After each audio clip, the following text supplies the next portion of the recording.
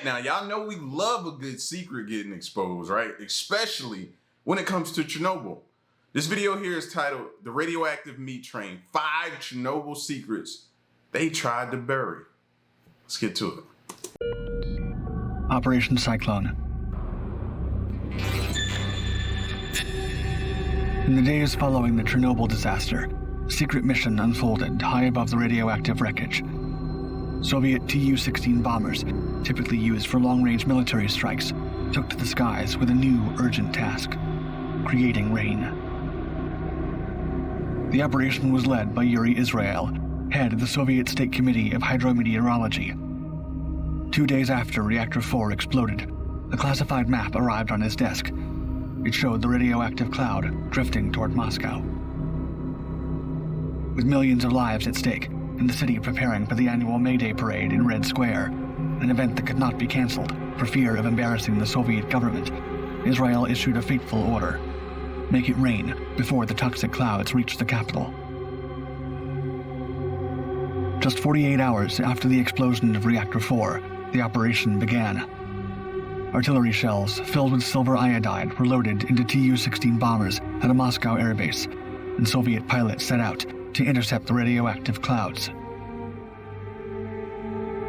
The pilots initially circled the burning reactor within a 6-mile radius, but the wind continually pushed the radioactive plume farther out, forcing the crews to follow the black clouds for hundreds of miles. As they intercepted the clouds, they released the silver iodide, which acted like ice crystals, causing water vapor to condense and fall as rain. Villagers in the town of Naravia, just 30 miles north of Chernobyl, watched in confusion as the sky filled with strange yellow and gray contrails. By 8 p.m., the clouds erupted into a deluge. Thunder rolled across the land, and black rain poured down in torrents, scouring radioactive particles from the air. Black rain. Black rain is what... Black rain?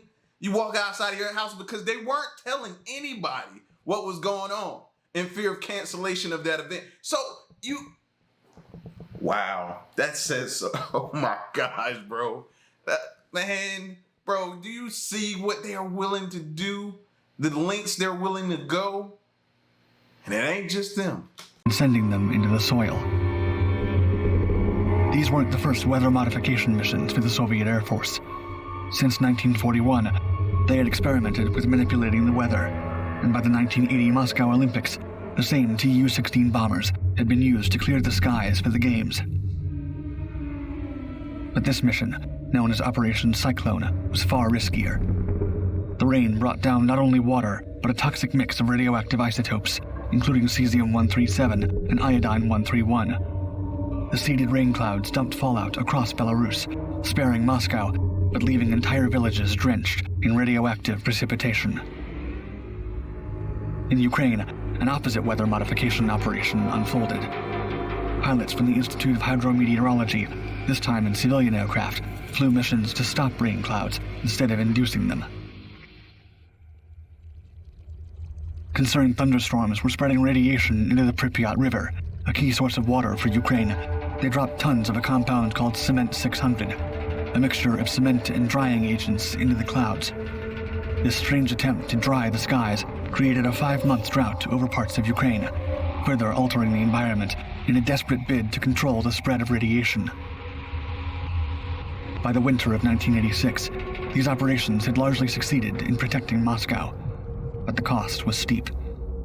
Belarusian villages, drenched in radioactive rain, saw radiation levels spike 20 to 30 times above normal. Entire communities were left to face the grim consequences. Children sickened, cancer rates soared, and birth defects became tragically common. For years, Soviet officials denied that these cloud-seeding missions ever took place. But the truth left a haunting legacy in the forgotten villages of Belarus, where the rain that saved millions in Moscow had come at a terrible price.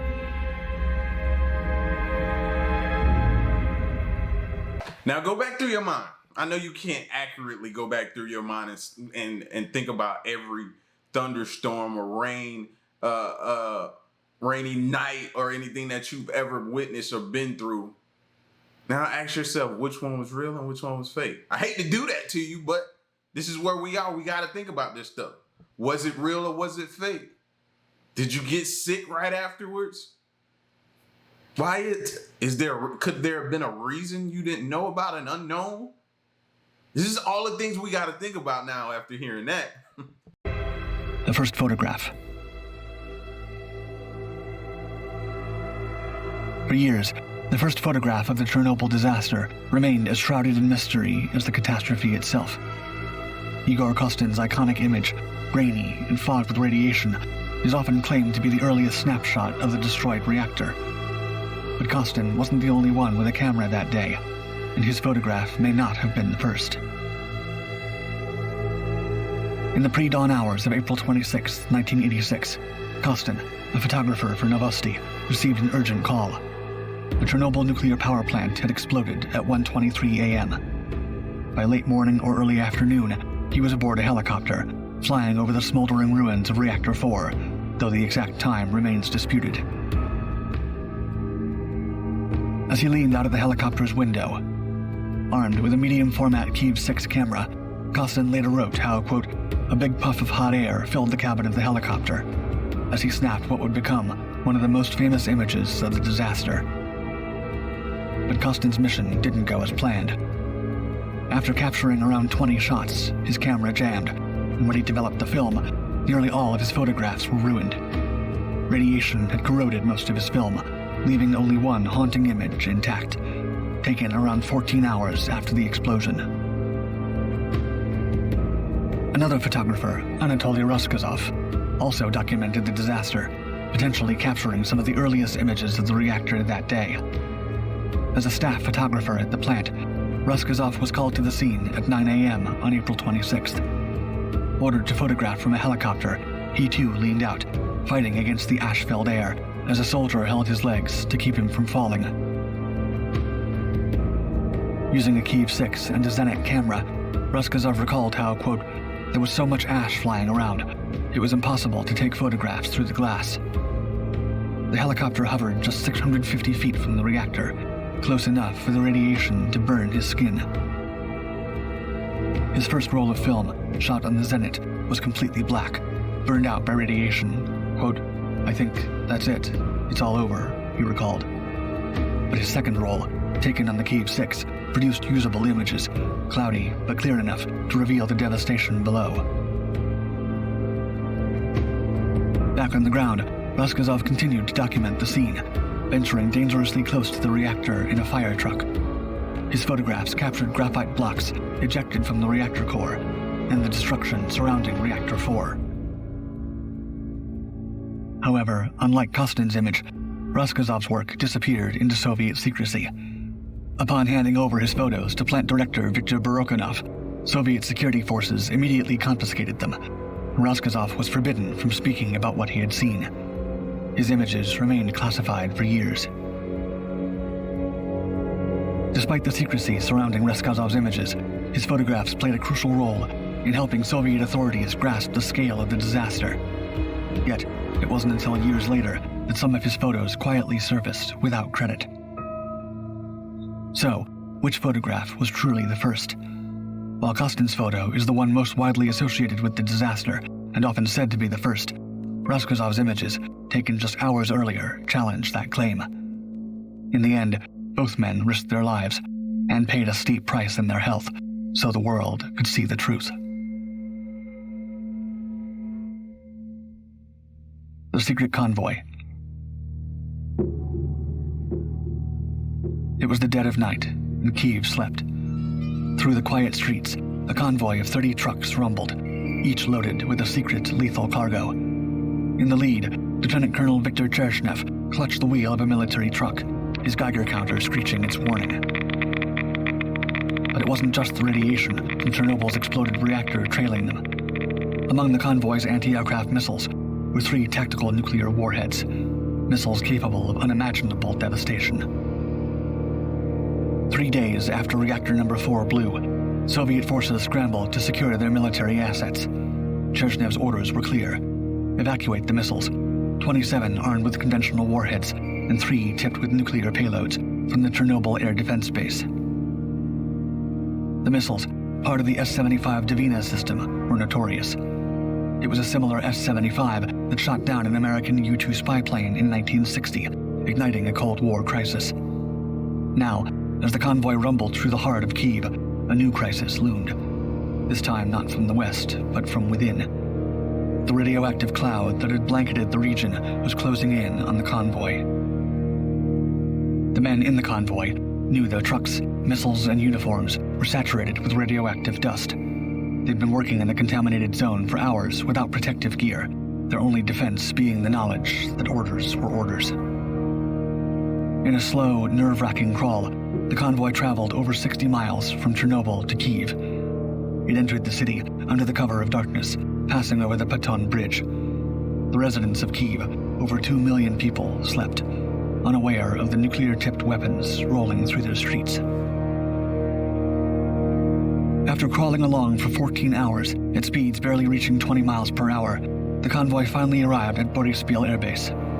There, the S-75 missiles with their nuclear warheads were immediately dismantled by a special team. For Chernobyl and his men, there was no celebration, just 2 bottles of red wine for the officers. The drivers got nothing. The men scrubbed their trucks relentlessly, scrubbed until their hands bled, trying to remove the radioactive dust. Still, the Geiger counters clicked furiously. Their mission wasn't over. Chernobyl and his men were sent back to Chernobyl, making 3 more trips to retrieve equipment from the contaminated military base. Each journey was filled with the same silent terror, but the S-75 system, with its potential to destroy entire squadrons of enemy aircraft, was considered too valuable to leave behind, radiation or not. The system was a linchpin in the Soviet Union's strategic defenses, part of the Duga over-the-horizon radar system, known as the Russian Woodpecker, that kept watch for Western missiles. But now, those defenses were crumbling, and the equipment was left to rust. How many of y'all are carrying out those orders? I gotta ask, because they just pretty much just sacrificed those men. If you want to be honest with you, they didn't care. You make it back, if you don't, we don't care. That's more important. It needs to be retrieved. Go do it. To go as far as to show you how much they don't care, they don't even let you celebrate. Come on, man. The convoy's mission was never acknowledged publicly. Chernobyl later described it as, quote, a futile operation, one that sacrificed men to save contaminated weapons. The real cost was paid in human lives. Of the soldiers who made the journey, many would later fall ill. Chernobyl's driver, just 28, died not long after the mission. Quote, no one knows what we went through, Chernobyl said bitterly years later. We didn't save anyone. We didn't clean up anything. For 3 years, the contaminated trucks and equipment remained at the Boryspil base, ticking with radiation, until they were finally disposed of in a cemetery for dirty vehicles. But by then, the damage was already done. The nuclear warheads had been secured, but the men who carried out the mission were left to fend for themselves. Their exposure to radiation, an unspoken consequence of a mission the world was never meant to know. The meat train. The summer of 1990 was hot in Ukraine. In a remote rail yard in the town of Poliska in northern Ukraine, a set of broken refrigerated train cars sat idle and roped off, their contents nearly as dangerous as the fallout from the reactor that had exploded 4 years earlier. Inside, 317 tons of radioactive meat waited for a destination that no one wanted to claim. This was not an isolated event. It was part of a broader Soviet strategy to handle the fallout from the Chernobyl disaster by distributing contaminated meat and produce as widely as possible. After the explosion of reactor number 4 in April 1986, life around Chernobyl changed overnight. 50,000 heads of livestock were rounded up from the radioactive zone, destined not for burial as one might expect, but for the slaughterhouse. Soviet officials had devised a plan. Animals deemed too contaminated would be processed in factories across Ukraine and Belarus, mixed with uncontaminated meat and made into sausages. The strategy was chillingly simple. Dilute the radiation and spread it thin, and no one would notice they were consuming the very product of the disaster. Only the elite Soviet cities, Moscow and Leningrad, would be spared the tainted food. At meatpacking plants, the work was grueling and dangerous. Radiation monitors, hastily trained and ill-equipped, moved through the slaughterhouses, their counters beeping as they measured. Are y'all hearing this? I'm sorry, I don't mean to yell, bro, but this is meat. That's just, oh my God, are you serious? And we don't even know, people don't even know, they're mixing it down to the lowest, spreading it thin, turning it into sausage and feeding it to people. I've never heard something like that before, bro. Even when it comes to Chernobyl. Like, I've never heard these. Oh my, are y'all here? No. Wow. Whoa. From hooks. Workers stood in the midst of it all, processing animals as fast as possible, racing to keep up with the relentless flow of contaminated carcasses. Cows had grazed on radioactive pastures, absorbing the fallout into their meat that was now being prepared for human consumption. By the summer of 1987, the system was overloaded. Freezers across the region were stuffed with meat that exceeded safe levels of contamination. In Belarus, the Gomel meat factory faced an impossible choice: dispose of the radioactive meat as waste or attempt to move it. Y'all really trying to make me go vegan, bro. Y'all are really trying to make me go vegan. Because we've been saying it for years. We don't know what's being put in our food these days. I've watched the videos that show you the comparisons of this country and what they put in their food and what they put in their food. That's listed in the ingredients. What about the stuff that's not listed? Desperate to move the toxic meat out of sight, workers loaded the radioactive stock into 4 refrigerated train cars and sent it south, hoping to offload it in the Republic of Georgia. There, the shipment was swiftly rejected. It was only the first stop in what became a years-long odyssey. For the next 4 years, the train rumbled across Soviet railroads, a problem that no one wanted. At each station, the same scene played out. Local officials, armed with Geiger counters, waved their dosimeters over the freight cars and refused the load. And so the meat continued its journey, an endless loop of bureaucratic neglect, rolling from station to station. In 1990, the KGB eventually took control, after the refrigeration units began to fail, while the train cars were parked in the already highly contaminated region of northern Ukraine. Railroad workers, aware of the invisible danger, had refused to repair the cooling systems. The KGB arranged for the train to be driven to a remote part of Belarus, where they dug a cement-lined trench and buried the radioactive meat deep underground. This meat train, and thousands of tons of other contaminated meat and produce, represented the Soviet Union's futile attempt to control the uncontrollable, a grim reminder that some tragedies cannot simply be swept away. The blue flash. When Reactor 4 erupted in catastrophe, the explosion sent shockwaves through the facility and a plume of radioactive debris into the skies. But there was something else piercing the darkness that night, something that continues to invite analysis decades later. Eyewitnesses reported a vivid blue flash, a phenomenon that some argue points to an even darker truth than the official account suggests. The widely accepted version of events describes a sequence beginning with a failed safety test. A surge of power triggered a steam explosion, followed by the reactor's core melting down. Radioactive material was thrown into the air in a second explosion of hydrogen gas that had been created when the exposed nuclear fuel and graphite began splitting water molecules. Yet, recent studies propose a different sequence, one where that blue flash might have been evidence of a nuclear detonation, not merely a steam eruption. A local fisherman, standing just 1,600 feet away, recalled hearing 2 blasts, separated by a brilliant blue flash.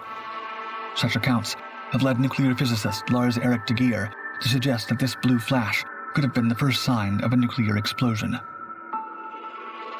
De Geer and his team backed this theory with radiation data from the Russian city of Chernobyl, 230 miles north of Moscow.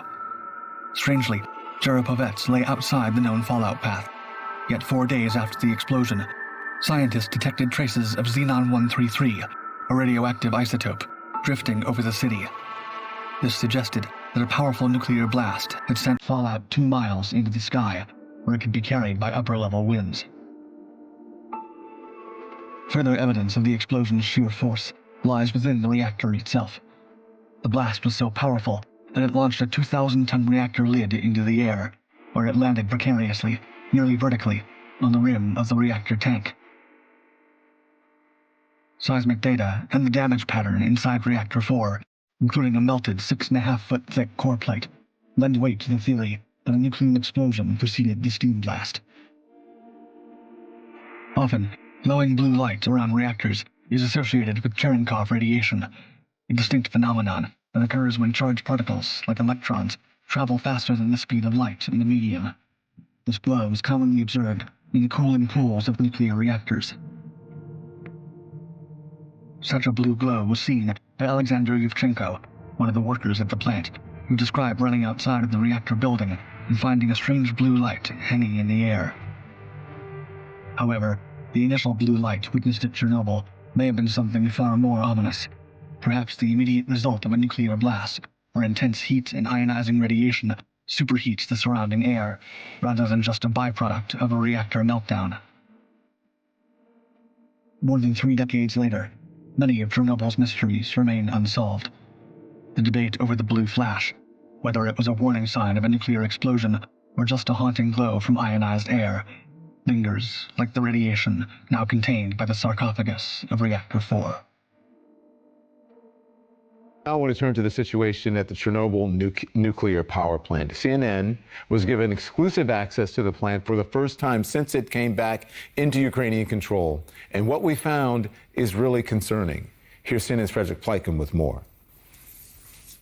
Hi there, Don. You know, the Ukrainians, from the very beginning, when the Russians took over the Chernobyl nuclear power plant, they said they were absolutely concerned about what those forces were doing there. And when we got there were 2 things that really crystallized. On the one hand, the Russians treated the Ukrainians there really badly, but it also seems they may have inadvertently allowed their own forces to get exposed to massive radiation. Here's what we found.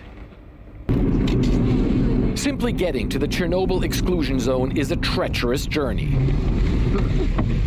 Many streets and bridges destroyed. We had to go off-road, crossing rivers on pontoon bridges. Finally, we reached the confinement dome of the power plant that blew up in 1986, the worst nuclear accident ever.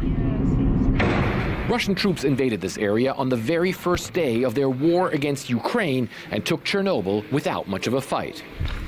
Now that the Russians have left, Ukraine's Interior Minister, Denis Monastyrsky, took us to Chernobyl, and what we found was troubling. The Russians imprisoned the security staff inside the plant's own bomb shelter, the Interior Minister told us. No natural light, no fresh air, no communications. So the Russians kept 169 Ukrainians prisoner here the entire time they held this place. And then when the Russians left, they looted and ransacked the place. Among the prisoners, police officers, National Guard members, and soldiers.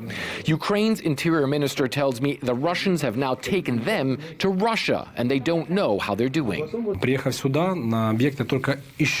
When I arrived here, I was shocked, he says, but only once again realized that there are no good Russians and nothing good comes of Russians.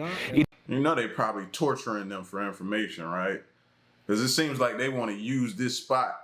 And they want to continue to use it. We already seen in that previous video what they did and what they different things they used and found and how they tried to manipulate and use that as a tactic against Ukraine and different other, like, this stuff is still continuing on after all these years, man.